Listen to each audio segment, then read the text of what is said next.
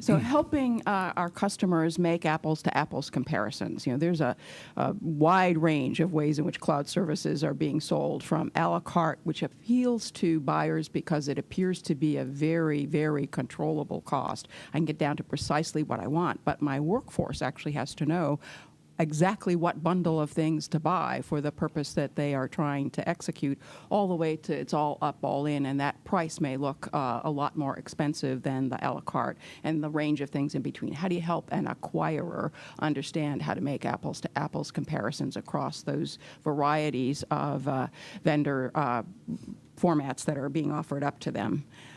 Secondly, I think I've talked about this a couple of times, just what is the workforce ready to do in order to operate in the cloud? Is the IT department now going to become the cloud services creator and provider if the service that's been bought is an a la carte service? So unlike the opportunity to move away from airmen doing IT, do we now get them just in a different, and now it's an even more roll up your sleeves IT role? Thirdly, the expectations for savings are frequently reflective of what happens if what you're buying is a vanilla service.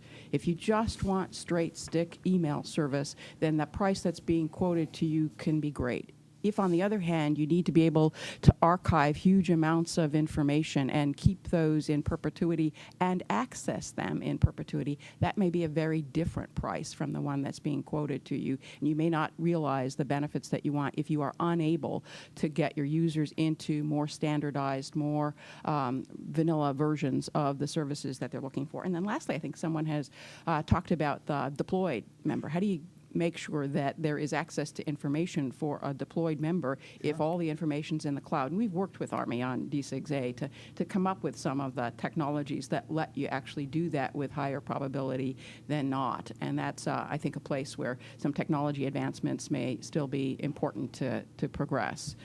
One last thing.